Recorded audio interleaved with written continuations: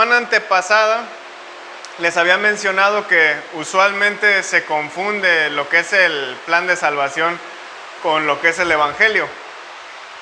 Incluso les había dicho, ¿no?, el ejemplo de que muchas de nuestras Biblias al final luego traen ahí cómo ser salvo y ahí traen aquí el plan de salvación. Pero lo explican como si eso fuera el Evangelio y el Evangelio no es el plan de salvación. Incluso ha habido muchos autores que han escrito pues un montón de libros confundiendo estas dos cosas, el Evangelio y el plan de salvación, o diciendo que la salvación es solamente por fe. Y esto pues obviamente provoca, quiera o no, algo de confusión. Pues qué voy a saber yo, ¿no?, simple mortal, en comparación de esos autores que han escrito y han investigado estos temas. Pero realmente no necesitamos ser unos eruditos para saber que la idea de ser salvo solamente por fe está mal, o que está incompleta.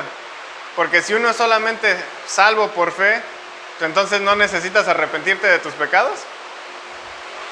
¿O no necesitas entonces confesar a Jesús como Señor y Salvador? ¿No necesitas cambiar? ¿No necesitas bautizarte? ¿No necesitas la gracia de Dios? Si a esa nos vamos, porque eres salvo solamente por fe. ¿No necesitas obedecer a Cristo? Pues obviamente la idea de solamente por fe queda bastante incompleta, porque hay muchas otras cosas que la Biblia nos pide que tenemos que hacer. Hace unas predicaciones pasadas habíamos hablado incluso del ejemplo con el joven rico, que él le dice a Jesús, ¿qué cosas buenas tengo que hacer para ser salvo? Y Jesús no le dice, pues solamente pues cree en mí, ya lo hiciste. Le dice, pues tienes que hacer esto y esto y esto. Ve y vende todo lo que tienes, dáselo a los pobres y vienes y me sigues.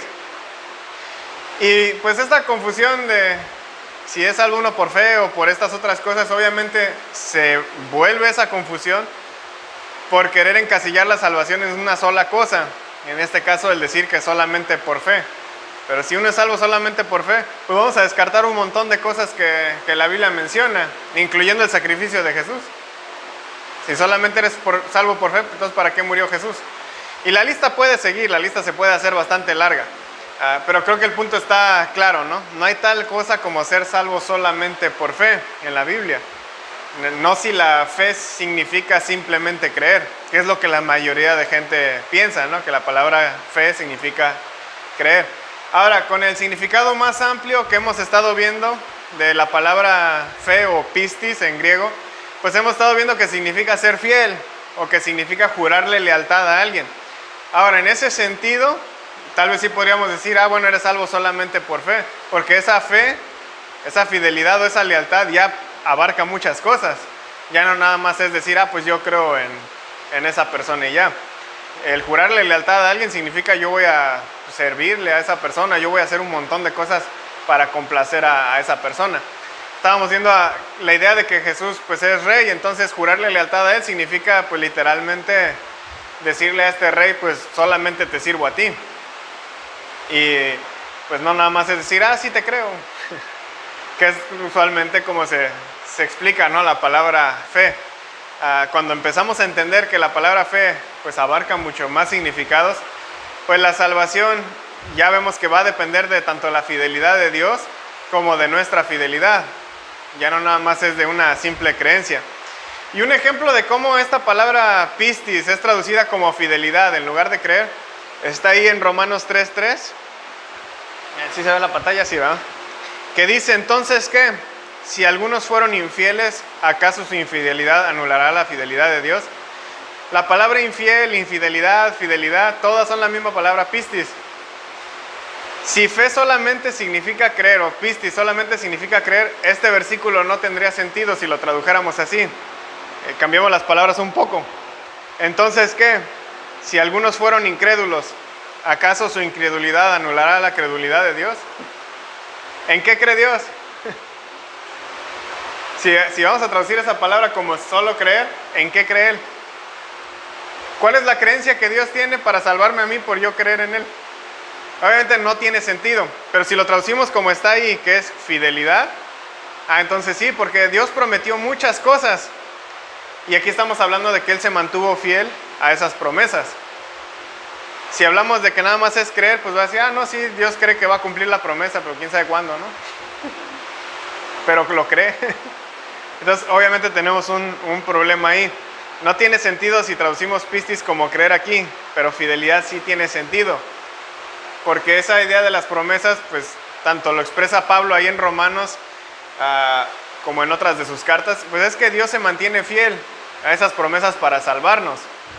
Si Dios no se mantiene fiel, pues no hay salvación, así de sencillo.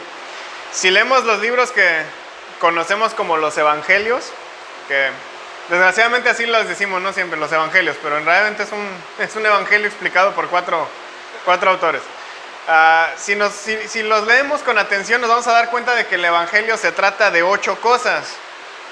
Una es que Jesús antes era Dios. 2, que se hizo humano y que está cumpliendo las promesas que Dios le hizo al rey David. 3, que murió por nuestros pecados conforme a las Escrituras. 4, que fue sepultado. 5, que resucitó al tercer día, otra vez conforme a las Escrituras. 6, que se le apareció a muchos. De hecho, ahí Pablo nos menciona que en ocasiones hasta más de 500 personas se le llegó a presentar. Se presentó a mucha gente. 7, que se sentó en el trono de Dios y ahora Él es el rey.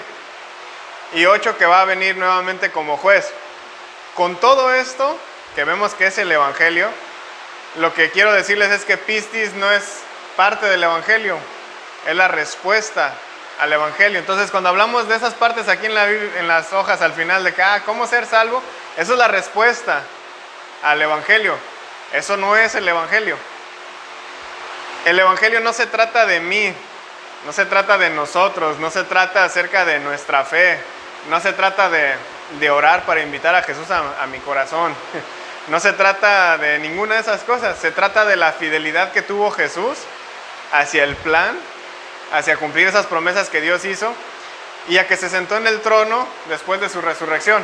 Eso es el evangelio, de eso se trata la palabra pues fe o pistis, se trata acerca de ser fieles. La historia de Jesús es la historia de cómo Dios está siendo fiel a sus promesas, de cómo las está cumpliendo. Después de eso, nuestra fe o nuestra fidelidad, pues es la respuesta a eso que Él hizo. Pero el evangelio es todo acerca de lo que Él hizo, no de qué es lo que estoy haciendo yo. Incluso si nos alejamos un poco de los 4 evangelios y nos vamos, por ejemplo, a las cartas de Pablo, pues nos vamos a dar cuenta de que Pablo se refiere a Jesús como Señor o como amo más o menos unas 53 veces. Son muchas, porque si uno lee las cantidades de hojas de Pablo ahí, no son tantas. Son 53 veces mínimo que él utiliza la palabra Señor. Y como les mencionaba hace unas semanas, esto de decirle a él Señor, pues estaba resonando como propaganda imperial del mundo grecorromano. Decir que Jesús era Señor era decir que el César no lo era. Era una competencia directa para Roma. Ahorita lo vemos como en las campañas, ¿no? Están acá rato pase y pase. Y acá mi vecina nos estaba dando risa el otro día porque cuando empezaron las campañas, primero tenía una lona ahí chiquita, ¿no? En la ventana, que creo que era la de Jorge Luis, se me hace. Y luego ya tenía la del Ocho Morán. Ya no tenía la de Jorge Luis. Y ya iba cambiando de lona conforme la vienen a visitar. Pero la idea en la Biblia es precisamente eso, que cada vez que se está mencionando a Jesús como Señor, pues lo que un romano estaría escuchando es, ¿y el César qué? Pues el César se supone que es el Señor, Él es el Rey. Y ustedes están diciendo que no. De hecho, a los cristianos en los primeros siglos se les acusó de ser ateos, porque no creían en todos los dioses romanos. Ironía, ¿no? Que nosotros como cristianos nos acusan de ateos. Y ahorita ya es todo lo contrario, ¿no? Pero ese era el punto en ese entonces. Los estaban matando a los cristianos precisamente porque negaban que César fuera el rey. Porque ellos ya tenían un rey y ese rey era Jesús. Entonces era una competencia pues completamente ahí fuerte, ¿no? Y es precisamente por esa lealtad que le juramos a Jesús que Pablo nos dice que nuestra fe debe de ser obediente. Entonces no nada más es de decir, yo creo. Tiene que haber acciones. Romanos 1:3 dice, es el mensaje acerca de su Hijo, que nació de la descendencia de David según la carne. Versículo 5 dice, es por medio de Él que hemos recibido la gracia y el apostolado para promover la obediencia de la fe entre todos los gentiles por amor a su nombre. Noten ahí la palabrita, obediencia a la fe. Romanos 16, 25 y 26 dice: y aquel que es poderoso para afirmarlos conforme a mi evangelio, a la predicación de Jesucristo, según la revelación del misterio que ha sido mantenido en secreto durante siglos sin fin, pero que ahora ha sido manifestado, y por las escrituras de los profetas, conforme al mandamiento del Dios eterno, se ha dado a conocer a todas las naciones para guiarlas a la obediencia de la fe. Otra vez ahí está la palabra obediencia. En estos pasajes que acabamos de leer, el Evangelio está dirigido hacia traer la obediencia de la fe, especialmente dice entre todas las naciones, que eso es lo que significa la palabra gentil, significa nación. Si Pablo creyera que la fe es contraria a las obras, que es el debate que muchas iglesias tienen hoy en día, de eres salvo por fe, no, que eres salvo por obras. Si dices que eres salvo por obras, eres católico, y si dices que eres salvo por fe, pues eres protestante, y ahí están peleándose todos. Pero si Pablo creyera que la fe es contraria a las obras, ¿por qué no dijo que deseaba promover la fe solamente entre las naciones? ¿Por qué dice la obediencia de la fe? Eso ya está incluyendo acciones, ya incluye obras. La respuesta obviamente es que Pablo no creía que eran contrarias. Él no creía que la fe era algo opuesto a las obras. Pablo creía que el propósito de predicar el Evangelio, el mensaje de que Jesús es Rey, si resumimos el Evangelio en un solo enunciado, es que Jesús es Rey. Ese mensaje iba a provocar que la gente le jurara lealtad a Jesús. Es decir, para Pablo la palabra pistis significa una obediencia práctica característica de jurarle lealtad al Rey. Yo le estoy jurando lealtad a Él y por lo tanto todo lo que soy es tuyo. ¿Qué necesitas que haga? Eso es lo que es la fe, realmente como la Biblia lo enseña. El punto de Pablo no es que la fe es solo creer o es confiar en Dios, o que Jesús tiene el poder de perdonar nuestros pecados, ¿no? Y luego, pues bueno, hacemos buenas obras si es que nos da tiempo. El punto de Pablo es que el Evangelio se trata acerca de que Jesús está sentado en el trono de Dios. Y por lo tanto, pues le tenemos que jurar lealtad a Él. Como resultado de eso, ahora sí, pues viene lo que es el perdón de pecados. Pero debemos mantenernos leales a ese Rey. Hace unos años, ahí en el campamento de Oaxaca, un chavo le preguntó a mi papá de, bueno, que cómo sabíamos si Dios existía, y bueno, ahí se pusieron a debatir un rato, ¿no? Llegó un punto en el que él le dijo, bueno, ¿y qué tal si alguien creó a Dios? Entonces, pues ¿a quién le vamos a dar cuentas, no? Y mi papá pues sí le dijo, pues ¿qué importa? Y no, pues ¿cómo que qué importa? Dice, pues sí, porque el que te hizo a ti es al que tú le tienes que dar cuentas, no a alguien más. Dice, a ti te hicieron tus papás. Dice, no vamos a entrar en detalles, ¿no? Pero a ti te hicieron tus papás, ¿a quién le vas a dar cuentas? Pues a tus papás, no le vas a dar cuentas al vecino. Además, ni siquiera a tus abuelitos en sí les das cuentas, porque el que te cría, el que te educa, el que te mantiene, son tus papás. Entonces, ¿a quién le vas a dar cuentas? A tus papás. Y la idea es esa, si Jesús está sentado en el trono de Dios, ¿a quién le vamos a dar cuentas? Pues al Rey que está sentado en ese trono. No le vamos a darle, en este caso, cuentas a AMLO, ¿no? Que ahorita es el presidente. Le vamos a dar cuentas a Dios. No le dábamos cuentas a Peña Nieto, no le vamos a dar cuentas al presidente que siga después de AMLO. Le vamos a dar cuentas a Dios. Con eso no digo vayan y rompan la ley, ¿verdad? Porque ahí sí le van a dar cuentas al gobierno. Pero eso ya es otra situación, ¿no? Pablo también nos habla en sus cartas acerca de la ley de Cristo que tenemos que obedecer. Y esto también es algo controversial porque muchas iglesias enseñan que o estás bajo la ley o estás bajo la gracia, pero no puedes estar en las dos. Y aquí Pablo nos habla de que nosotros tenemos que, pues en este caso, vivir bajo una ley, pero es la ley de Cristo. Incluso acerca de la ley del Antiguo Testamento, Pablo llega a decir que no era algo contrario a Dios. A final de cuentas, Dios dio esa ley. Entonces esa ley no era mala. Pero nos dice, por ejemplo, ahí en Gálatas 6:2, lleven los unos las cargas de los otros y cumplan así la ley de Cristo. ¿Cuál es la ley de Cristo? Llevar las cargas de los demás. Primera de Corintios 9:21 dice, a los que están sin ley como sin ley, aunque no estoy sin la ley de Dios, sino bajo la ley de Cristo, para poder ganar a los que están sin ley. Ahí Pablo está hablando acerca de los gentiles que no tenían pues la ley, y él está explicando, pues hay una nueva ley en la que estos gentiles sí pueden estar, y esa ley pues es la ley de Cristo. Romanos 8:2 dice, porque la ley del Espíritu de vida en Cristo Jesús te ha libertado de la ley del pecado y de la muerte. Cuando Pablo habla en contra de la ley, está hablando de la ley del pecado y de la muerte, no de la ley de Moisés, que es el error que muchas iglesias cometen. Cuando ellos leen que no estamos bajo la ley, ellos dicen, pues la ley de Moisés, ahora estamos bajo la gracia. Y Pablo dice, no estamos bajo la ley del pecado y la muerte, esa es otra ley. La ley de Moisés era buena, porque precisamente era para evitar que pecaras.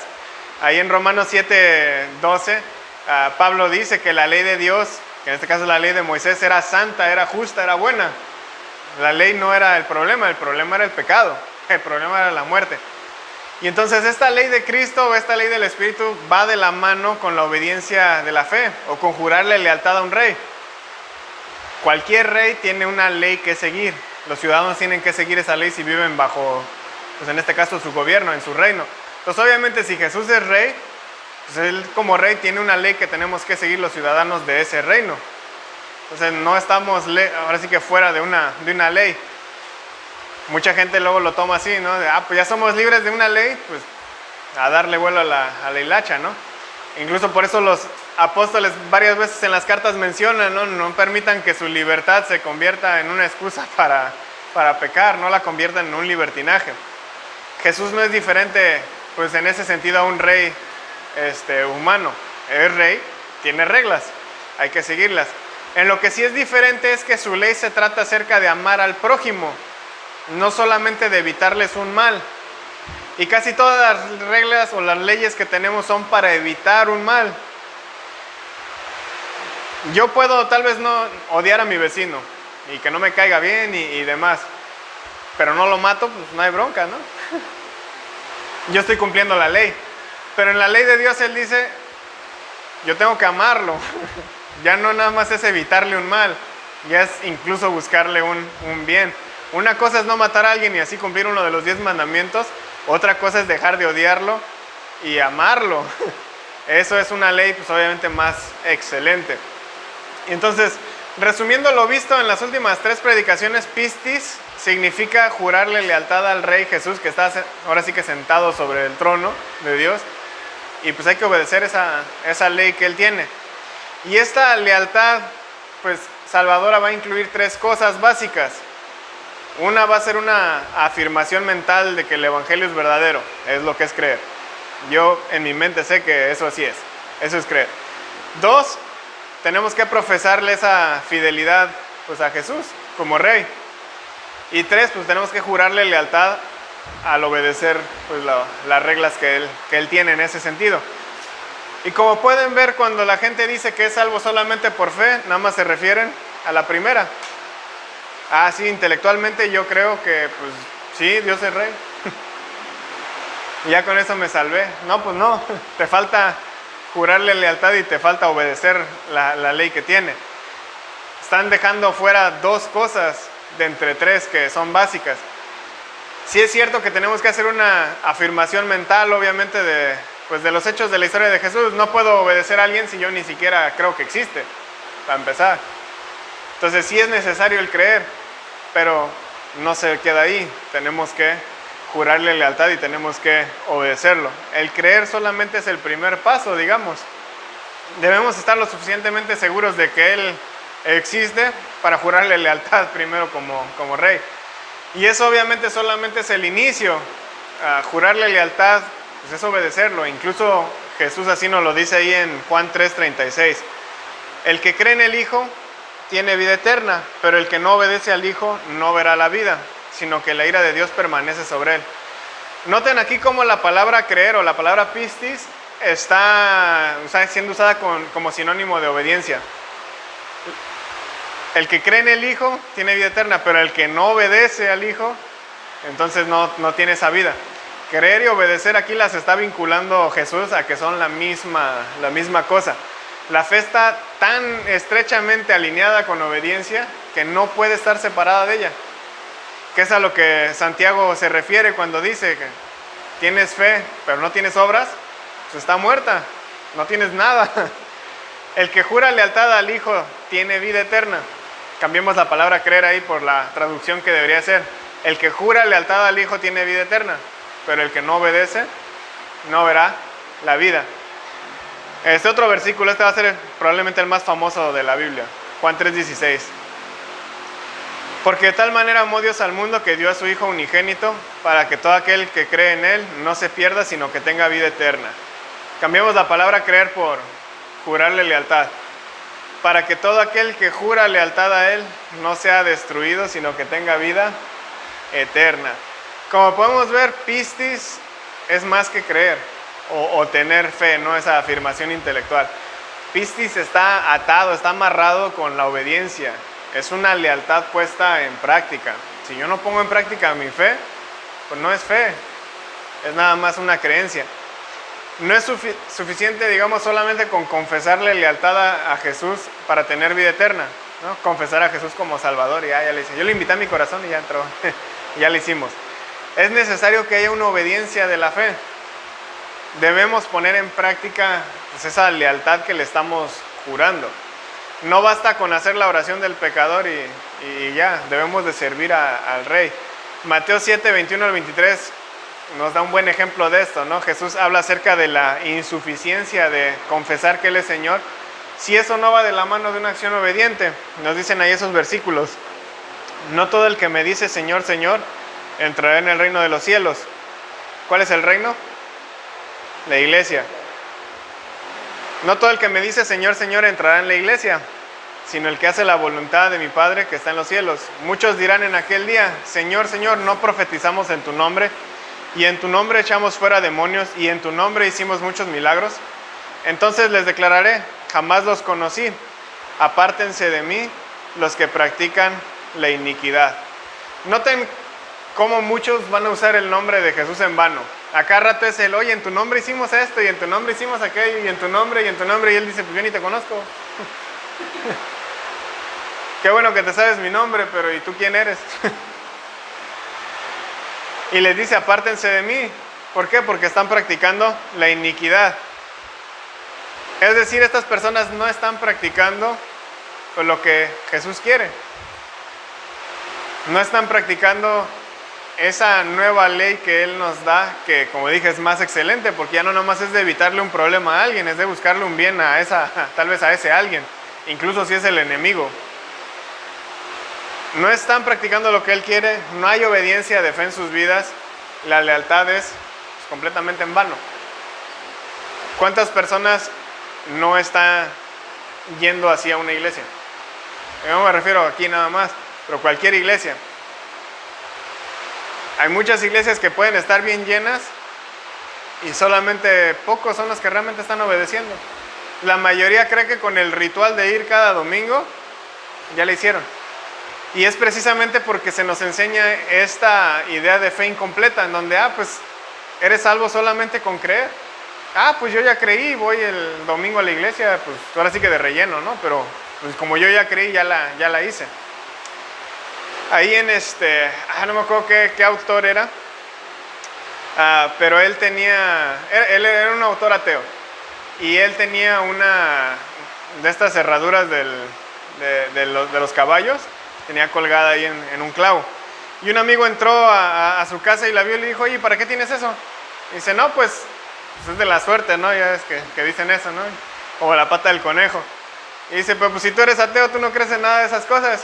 Y dice: no, pues a mí me dijeron que no necesitaba creer en eso, simplemente con tenerla ya podía, que igual y sí funcionaba, ¿no? Entonces él la tenía así. Hay muchos cristianos que viven así. Pues es que yo realmente no sé, realmente no estudio, realmente no tengo una relación con Dios, pero a mí me dijeron que con que viniera el domingo, igual y pega. Igual el día que Jesús venga se confunde y me lleva con todos. Y tenemos que tener cuidado de que esa no sea nuestra actitud hacia Dios. Jesús dijo en Juan 14:15 que si lo amamos, pues vamos a guardar sus mandamientos. ¿Realmente lo amamos o le estamos jurando lealtad en vano? ¿Alguna duda, pregunta?